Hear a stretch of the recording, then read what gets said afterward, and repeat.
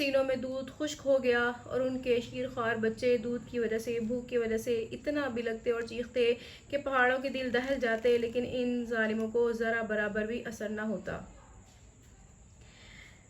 3 سال ایسے ہی گزر گئے اور دوسری طرف جس انسان نے یہ معاہدہ لکھا تھا، مطلب اس معاہدے کو لکھنے والا جو کاتب تھا، اس کا نام منصور بن اکرمہ تھا، اللہ نے اس کے ساتھ یہ معاملہ کیا کہ اس کا ہاتھ ہی شل ہو گیا، جس ہاتھ سے اس نے اللہ کے نبی پر ہر چیز بند کر دی، ایمان والوں پر ہر چیز بند کر دی، اللہ رب العزت نے اس سے اس کا وہ ہاتھ ہی چھین لیا۔ یعنی ہاتھ تو تھا لیکن اللہ نے ایسا نکارہ کیا کہ دوبارہ کبھی بھی وہ کسی بھی قسم کا معاہدہ یا خط و کتابت لکھنے کے قابل ہی نہ رہا۔ اور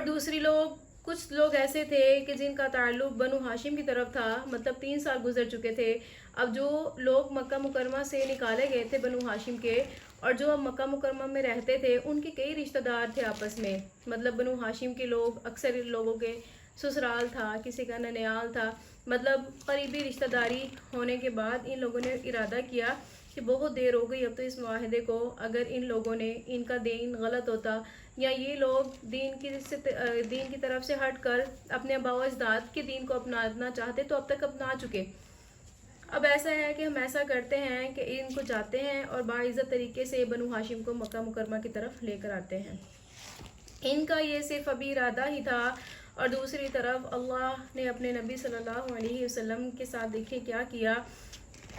اسی دن ایک دن حضور صلی اللہ علیہ وسلم نے اپنے چچا ابو طالب سے کہا کہ اے چچا، معاہدہ ختم ہو گیا۔ انہوں نے کہا کیسے؟ حضور صلی اللہ علیہ وسلم نے فرمایا کہ مجھے اللہ نے خبر دے دی اس معاہدے میں، اور ہوا ایسا کہ اس معاہدے میں، اس کا تو لکھی ہوئی بات میں جو کعبہ کے بیچوں بیچ لٹکا دی گئی، اس بات میں، اس پورے معاہدے میں جہاں اللہ کا نام آیا وہ موجود تھا، باقی سارا کا سارا دیمک نے کھا لیا۔ ابو طالب نے کہا کہ اے بھتیجے، اگر یہ بات سچی ہے تو سچ میں اللہ کا نبی ہے، اور اگر یہ بات جھوٹی ہے تو میں بھی جا کر قریش سے بات کرتا ہوں۔ بالآخر ابو طالب قریش کے پاس گئے اور ان کو یہ ساری حقیقت بتائی کہ ایسے ایسے معاملات ہیں، تم معاہدہ تو ختم ہو چکا۔ انہوں نے کہا کیسے ختم ہو چکا؟ حضرت ابو طالب نے فرمایا کہ اس طرح میرے بھتیجے کو نے یہ بات مجھے بتائی ہے، اور میرا بھتیجا کبھی غلط بات کہتا ہی نہیں، کبھی جھوٹ بولتا ہی نہیں۔ آخر قریش مکہ کے کافروں نے بھی اس بات کو قبول کیا کہ باقی محمد کبھی جھوٹ نہیں بولتا، اور اسی مطالبے پر وہ معاہدہ منگوایا گیا۔ معاہدہ آنے سے پہلے جن لوگوں نے اس معاہدے میں اپنے سائن کیے تھے، اپنے انگوٹھے لگائے تھے، انہوں نے کہا کہ اگر محمد کی یہ بات سچی ہوئی تو ٹھیک ہے، ہمارا محاصرہ ختم، اور اگر یہ بات جھوٹی ہوئی تو پھر یہ سارے کے سارے ہم اپنے غلام بنائیں گے، کیونکہ ان کو تو پتہ تھا کہ ایسی تو کوئی بات ہی نہیں ہے، معاہدہ لکھا ہوا ہے، وہ کیسے ختم ہو سکتا ہے جب تک ہم خود نہیں ختم کر سکتے۔ لیکن وہ بے عقل لوگ تھے، اس چیز سے غافل تھے، ان اللہ علی کل شیء قدیر، کہ اللہ ہر چیز پر قادر ہے۔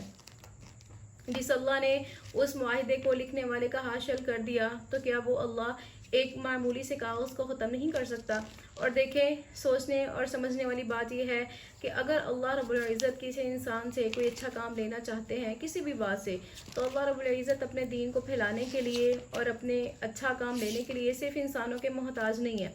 جیسا کہ ہم نے سنا کہ جب نبی صلی اللہ علیہ وسلم کو غار ثور میں ان لوگوں نے پہنچا دیا اور نبی صلی اللہ علیہ وسلم وہاں پر چھپے رہے۔ انشاءاللہ آئندہ ہم سنیں گے اس بات کے میں بھی کہ غار ثور میں کیوں گئے اور کیسے گئے۔ تو جیسے وہاں پر اللہ پاک نے ایک مکڑی سے کام لیا کہ مکڑی نے جالا تن دیا، اور وہاں جو ہے وہ